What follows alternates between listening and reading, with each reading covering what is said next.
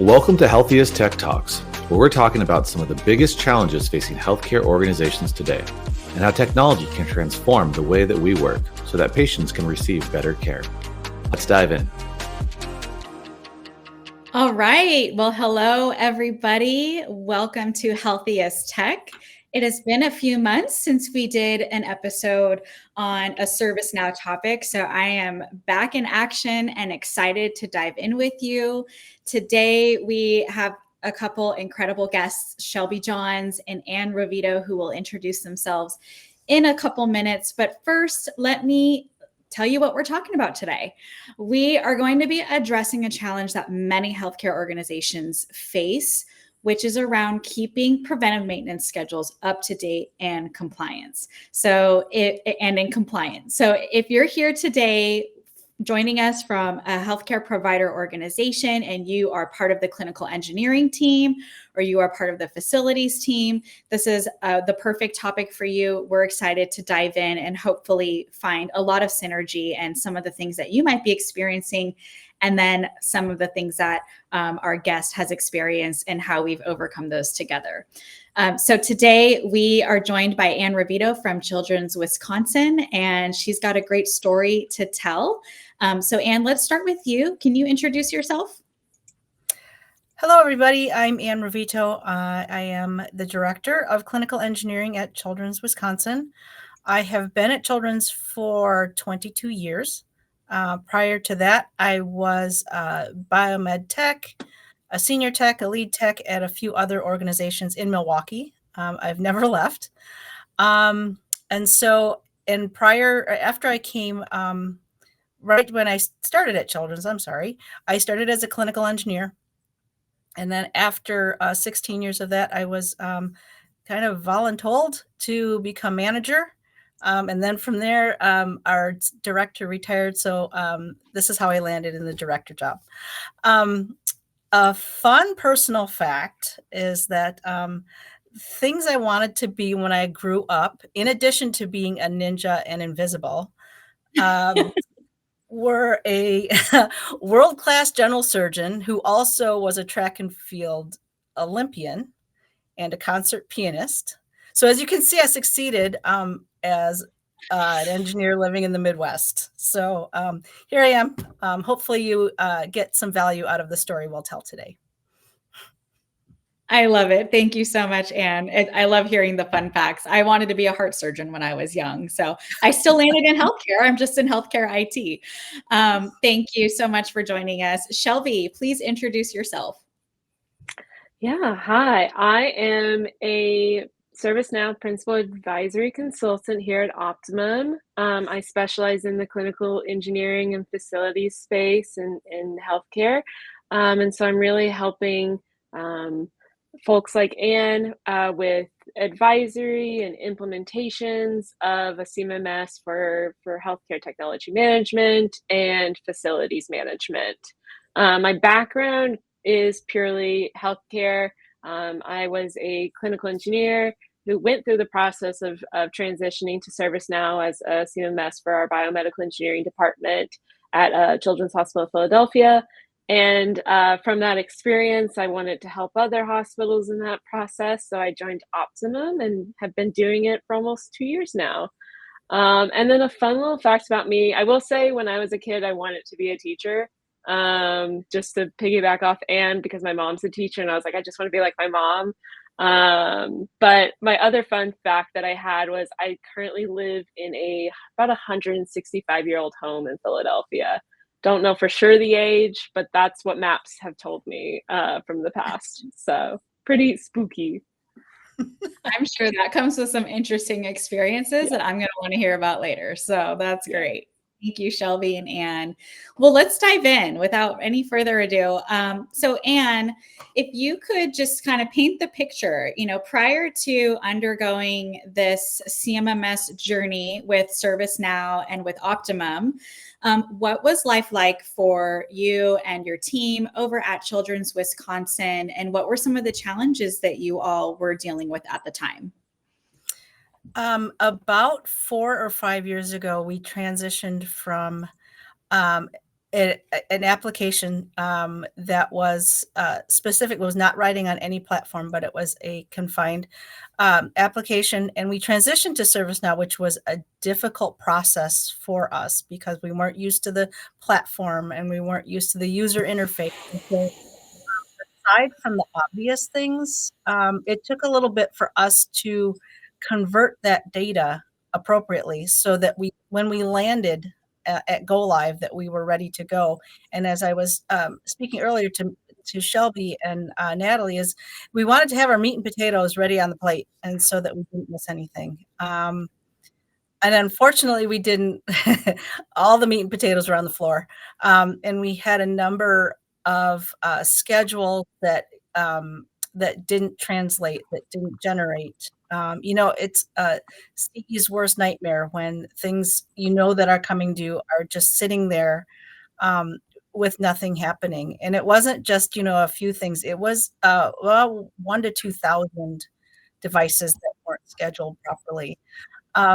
Long story short, it took about 3 years to get up to speed to where we were compliant, where our schedules were running and generating on time, and that things were closing appropriately and then getting scheduled.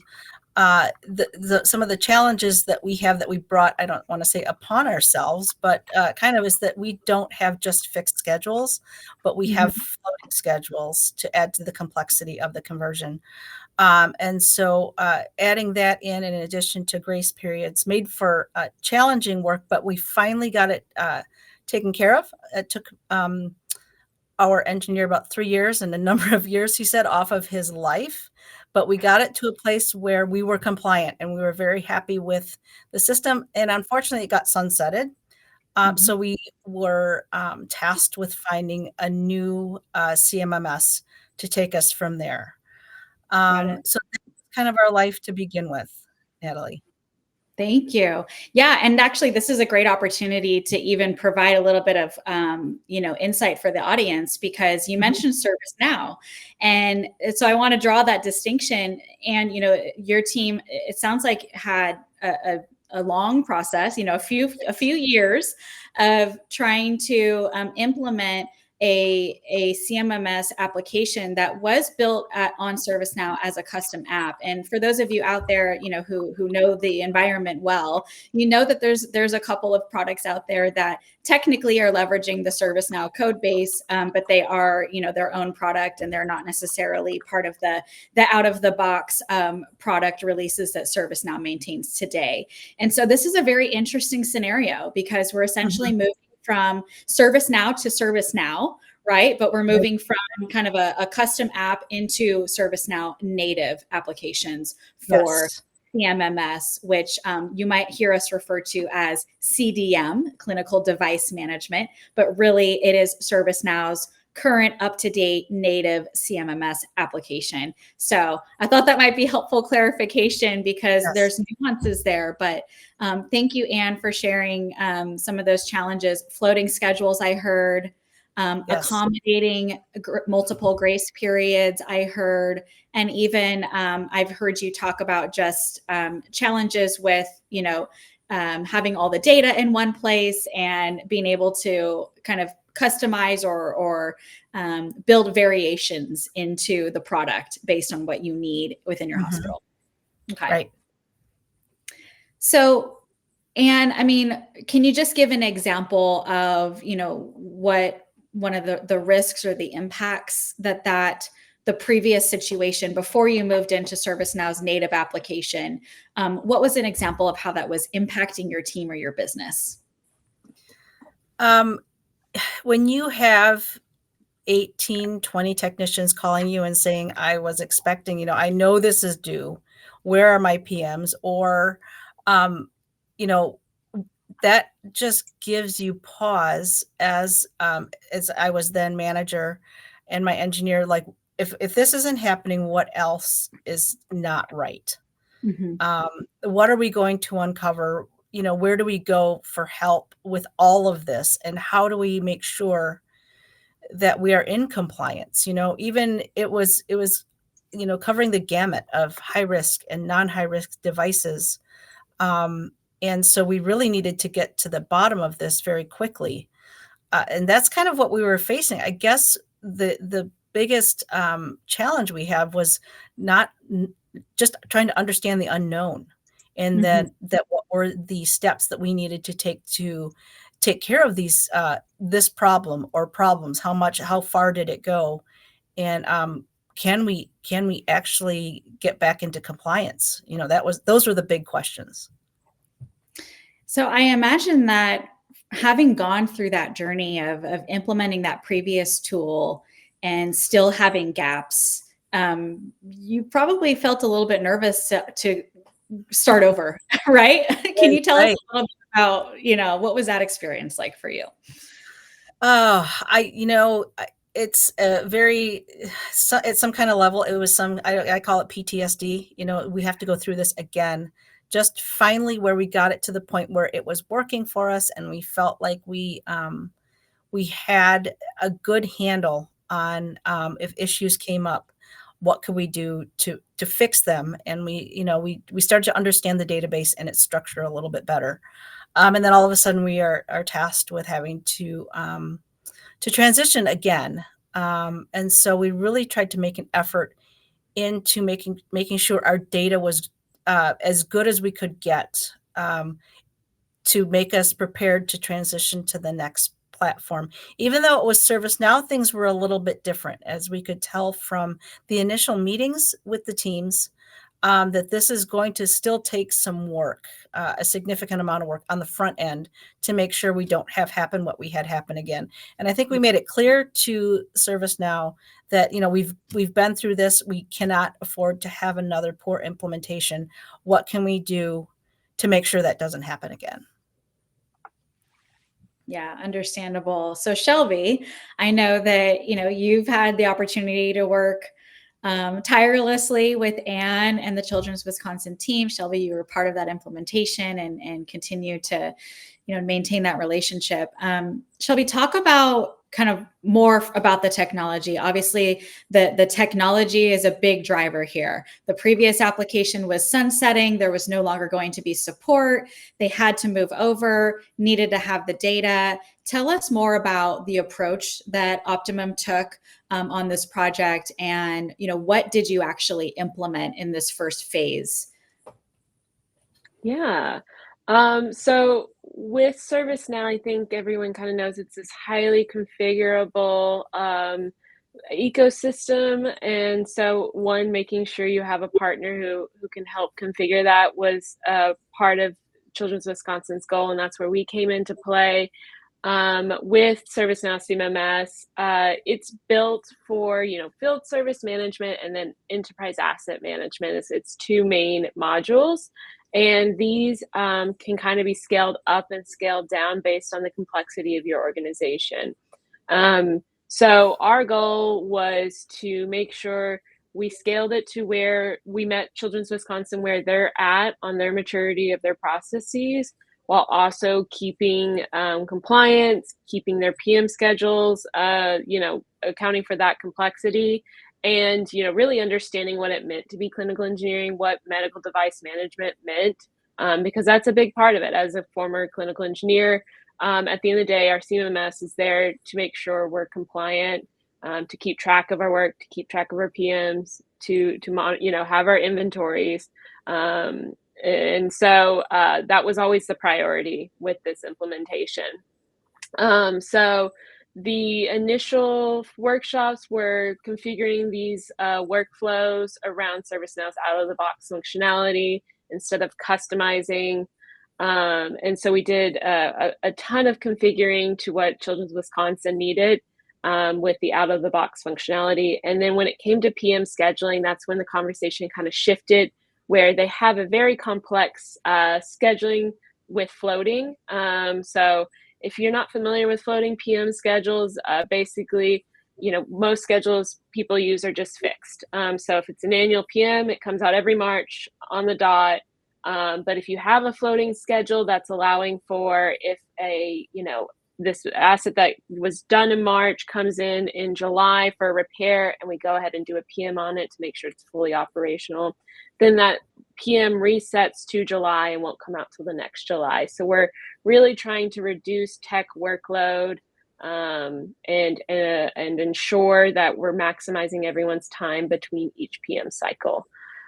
So we came to this decision that a custom application for PM scheduling would be the best approach for Children's Wisconsin. So we took on this endeavor together, and it was sure fun one. I think Ann and Dan can attest to that. Fun. I had a great time. I love a good problem, and I love to solve it. Yeah. And that's what it was. And we got to solve a really fun problem. And yeah, I think it's has been something that we've also now seen other hospitals ask about and are using and are implementing. So, Children's Wisconsin got to be the first, and we have many following now.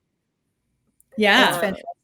I think it's so important to have an implementation partner with a key, the key person being somebody with the experience in the field in which, you are implementing. To have Shelby as a former clinical engineer, someone that's in your space that has done this before, I think is probably paramount to your success. Because if you really have somebody that doesn't know the workflows of CE and the requirements, you'll have success, but it won't be as, I don't think it will be as high of a level as we had with Shelby. Unicorn Shelby. A whole team of clinical engineers here at Optimum that this is all they do. And so it's been great to just partner with Children's Wisconsin, and we had a lot of great success and also lessons learned that we can apply to future customers. But Shelby, just to recap, it sounds like implementing that strong foundation of the out-of-box workflows, configuring everything that's meant to be configured and configuring it to Children's Wisconsin's requirements. But then the great thing about the flexibility within the ServiceNow platform is the ability to customize where there's a strong business case and where we can add more value to our customer. And so that is really where I think Optimum was able to partner with Children's and implement that floating schedule. And now we're implementing that with other customers as well. And it just provides that option, and it provides that additional approach to remain compliant. So thank you for sharing that, Shelby. So Ann, now that this is done, obviously, it's been a journey and we're just at the beginning of it. But what are some of the successes that you have experienced since going live? I think one of the more notable ones is that entering a new model. So everything is model based as far as scheduling.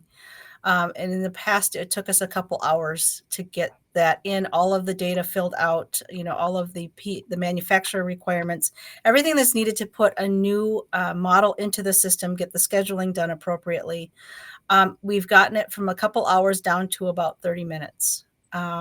With some of the flexibility within the platform in enabling the technicians to enter these new models, and having it appear on our engineer's queue on his dashboard. The dashboards have been outstanding also as tools for efficiency and just maintaining compliance within the database itself.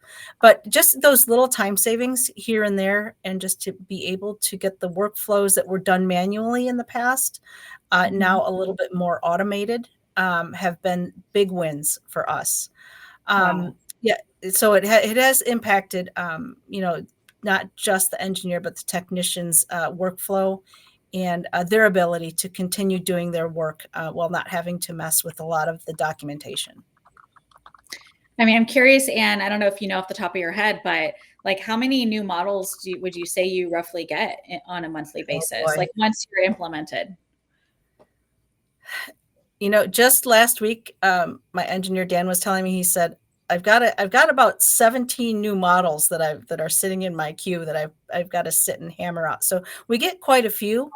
And that was just in the last month or two. And it we're doing a lot of projects now and opening new clinics and buildings and such, but but we're not that big of a system. So I would imagine that for those bigger systems out there, there's a lot more than, the piddly 17 that Dan had, in the last couple months, but it's significant to us.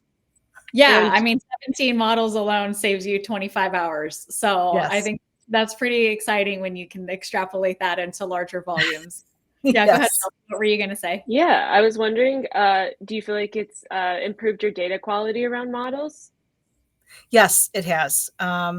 We've implemented checklists, within that the technicians can fill out versus a handwritten form where if they didn't know the answer, they would just skip over it. Which was why it lent to the 2 hours of going back and forth and looking for the information. Having that at their fingertips when they're entering things, and then having our engineer just tidy things up, get the schedules done, and get them entered. It's I do believe it has improved our data quality significantly. Awesome, that's good to hear. It is.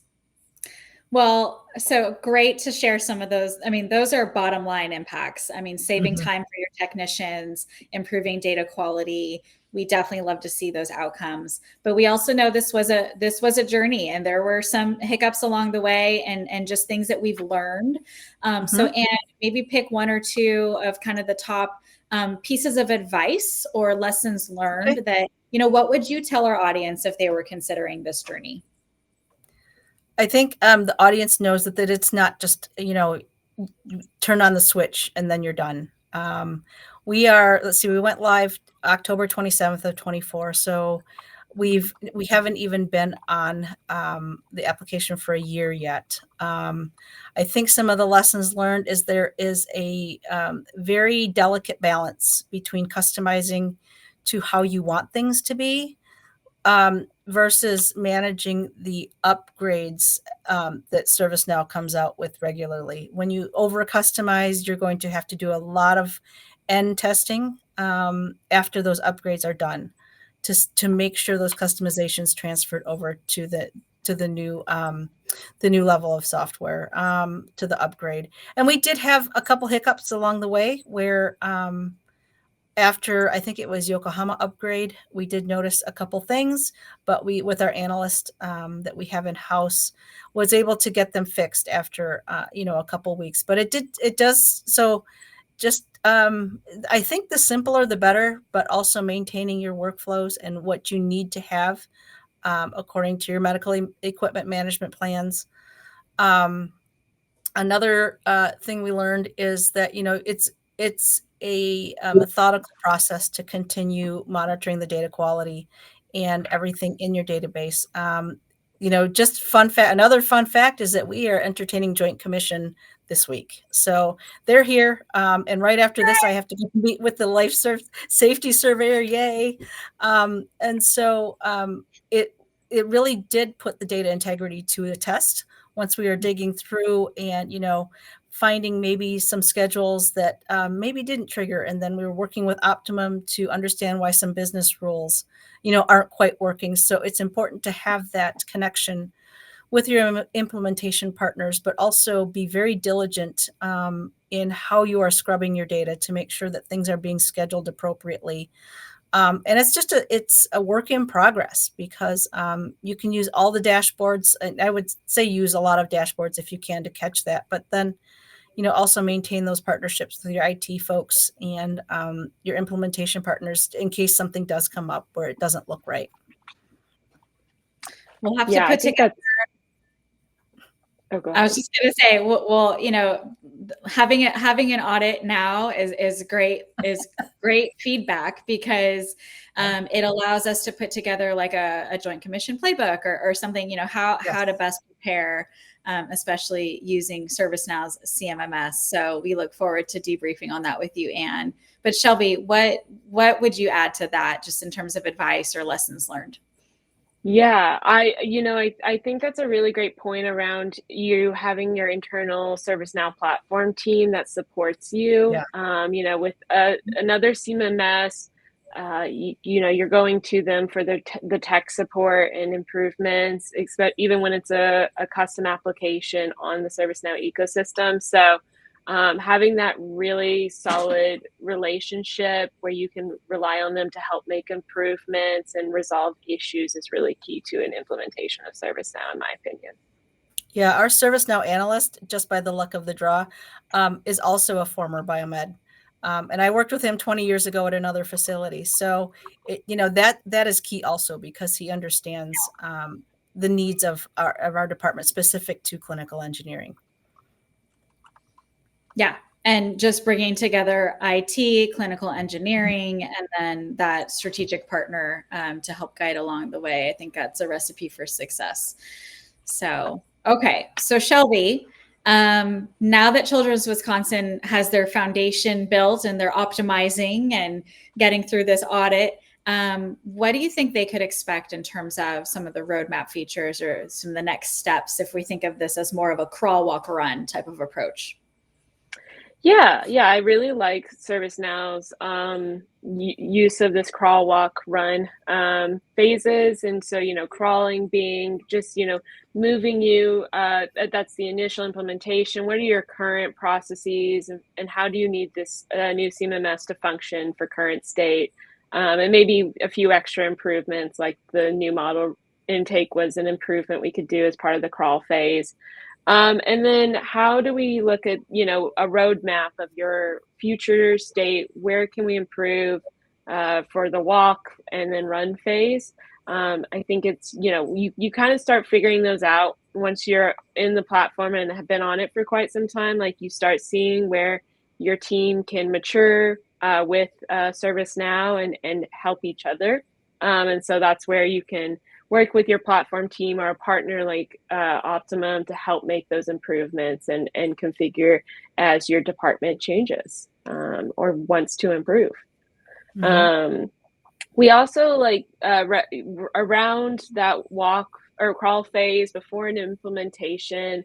I really like it when clients come to us and request like a readiness assessment of their current processes or foundational data and just the overall health of their platform to see where they could make improvements, whether it's with their data or their processes or somewhere in the middle before doing an implementation like this.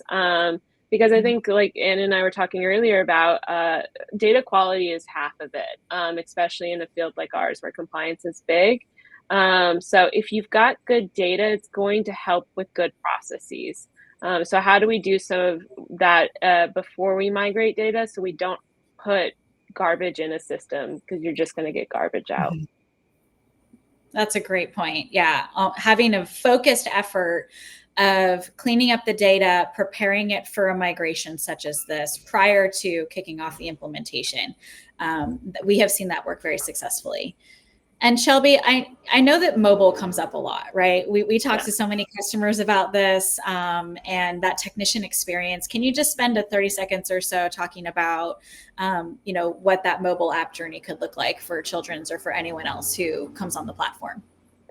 Yeah, mobile can be, it's pretty out of the box. Once you've configured ServiceNow for your CMMS, the mobile capabilities are pretty much there.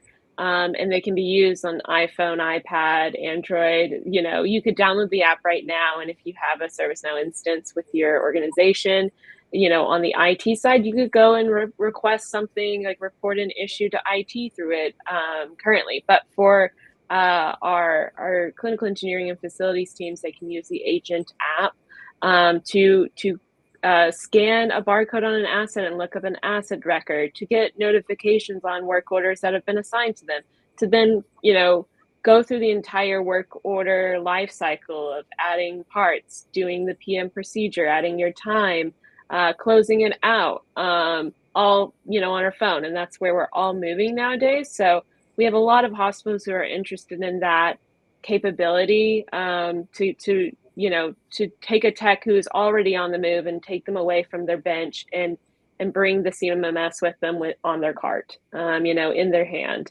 And there's, other great capabilities around the mobile functionality with like offline mode and just the overall the platform being synced with everyone else within your hospital. Yeah, I love that. And another one that came to mind for me, because I happen to be more of a employee experience SME. And so I think of things through that lens. But the fact that being able to have that centralized portal on ServiceNow, right? Employee Center or Employee Center Pro, depending on which version you have. Being able to leverage that as kind of that digital front door, that one-start shop, right? So that if a clinician needs to report an IT issue, they go to the same place. If they need to report a biomed issue, they go to the same place, and kind of just centralizing that whole experience. And then furthermore, for healthcare, we know that 90% of you are Epic customers. And so imagine the benefit of being able to use a solution like EMR Help. And integrate Epic and bring that portal experience directly into Epic, so that those clinicians don't have to navigate away from their Epic session or their Rover in order to report a biomed issue. And so there's a lot of possibilities here that can just help streamline the entire experience and really create that enterprise synergy for your clinicians, so we can make sure that they're able to get back to treating patients and not fumbling with all the different systems and tools that are needed to get work done. So, all right. Thanks for allowing me my plug on portal experience. But I want to just recap and again, so thankful for Ann and Shelby and just telling your story. For you that are listening, if you are dealing with a CMMS application that is too rigid, it doesn't really allow for the configuration or the flexibility to meet your needs, or it's no longer going to be supported and you need to find a solution, you got a burning platform to get off of. That's a very real situation we see all the time. Or you're just dealing with those compliance issues. Maybe your PMs are overdue, or you're spending hours upon hours with manual model entry. You don't have good integration with facilities or with IT or just assets across the enterprise. Or maybe a poor mobile experience. I think those are all, symptoms that this could be the right journey for you. But we definitely want to be able to talk with you and see, what your success goals are. And then just taking some lessons learned from the team here, planning ahead, really preparing that data, having the right partner in place who understands all the ins and outs of clinical engineering, and then being able to set things up right and prepare the strategy before you jump both feet in the water. So, Great input, team. Thank you so much. And I think now we can shift over to some Q&A. We got a lot of guests here. Let's see what some of these questions are. So Ted asks, are you using AEM instead of manufacturer recommendation for your PM? Ann, you want to take that? Sure. Ted, we are using a mixture of both. So we've done a lot of risk assessments around the AEM program, which are documented and signed off and such. But for those items where it's a newer type device or we don't have enough history, just like Joint Commission says, we keep those at manufacturer recommendations and do within the month that it's scheduled. And then for the high risk items, obviously. So it's a mixture of both, which adds to the complexity also. Great. And then Ted has another one. Can you define scope of data? Does it mean PM procedure with testing results or beyond? Scope of data would be, it is PM procedures. So we are still working through that. That's another item that we are, all of our procedures are currently in blocks. And we're trying to fine tune those so that they're more accurate. It's a quality project that we have going on currently. But to answer your question, Ted, yes, the scope of data includes not just the demographics of the equipment, but also the PM procedures and attachments that you might have, so service reports and such. Let's see, what else did we bring over? I think that's it. Work orders, PM schedules, assets, models. Your location data was already over, correct? You guys were already sharing that. I think you were sharing location. Facilities is not.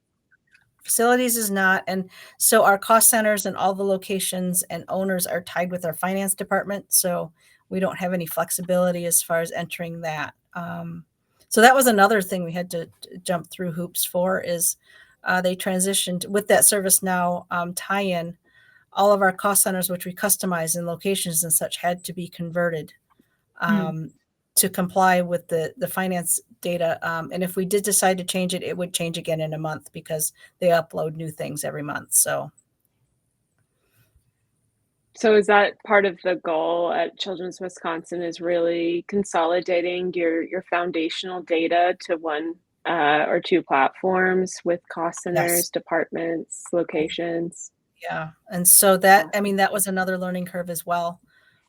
Because I had things sorted out in the old application, the old application into facilities or buildings that were under Joint Commission umbrella, and then the ones that weren't. So it made it easier to just sort the data. Whereas now it many cost centers became one, or many locations became one. And so that many to one association made it a little bit challenging to parse out the data for what's required for regulatory purview and the ones that aren't. So we're still working through that, but it's getting there. That's helpful. Okay, we have one from Stacy. Do you currently have any integrations set up, like your ERP system or ECRI, et cetera? We are integrated with Medigate currently for cybersecurity, and I believe that is the only integration we have right now. For as complex as our scheduling is, we're pretty basic users of the system. We don't, beyond the integrations with Medigate, we really don't use the system like it can be like a workhorse. We basically really want just our scheduling and our PMs to be spit out on time and to be able to document appropriately. And Shelby, I know that we've done integrations with ECRI, PartSource, and others, right? With other clients. Do you want to quickly run through some of the common ones that you've seen? Yeah, ECRI is a big one. PartSource is coming. That's service on ServiceNow's roadmap. Any of the network discovery tools, Order, Assembly, Medigate are very common. They're probably on the other side of Children's Wisconsin. I'm not for sure, but you guys might have an ERP integration for those things like the cost center and that financial data. What are the other big ones? I'm blanking right now. ECRI is definitely a big one. FDA. I'll give it some thought if I have any others. And then here's a question. What guidance are you using for grace periods? Oh, this is an ancient grace period methodology and philosophy that was adopted long before I was here. And that was 22 plus years ago. So for equipment that is, I want to say less critical, I can't even think, for example, that we've written risk assessments around where we don't necessarily have to do them on time, that we allow a 90-day grace period to get these items done. And so what we present to the Joint Commission is that it's not due every, say, like 12 months, but every 15 months. So that's kind of our grace period, so to speak. There's pictures and diagrams and timelines to go along with this explanation, and I won't burden you with that. But for a little bit more critical equipment, or where we need to maybe attend to the inspections a little bit more diligently, we have a 15-day grace period for some devices.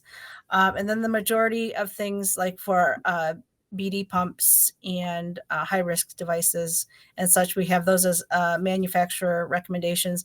Do it within the year, and if it's due in January, it has to be done every January. All of our Philips microstreams, because of the headaches that they give us, just with failures with leak testing, we do every year on the dot as well. So hopefully that answers your question. I don't know. It was kind of convoluted answer. Sorry about that. Thank you, Ann. You're doing great. We have time for one more. So, Stacy, as other than planned maintenance work orders, are you using any other types to create schedules? Let's see.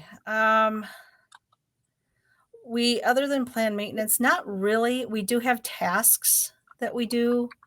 And that I guess would fall into sort of planned maintenance. It's, for example, like checking the seals on the MRI doors, or going and doing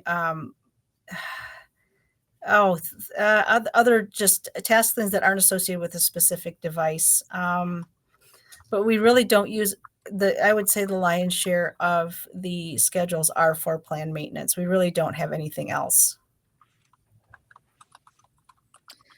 All right. Thank you, Ann. Okay. Well, these are great questions. Shelby, Shelby is around for anyone else who has more questions. Shelby, if you want to put your email in the chat for everybody. And she is kind of she is our go-to expert here within Optimum for our clinical device management team here. And so thank you everybody for joining.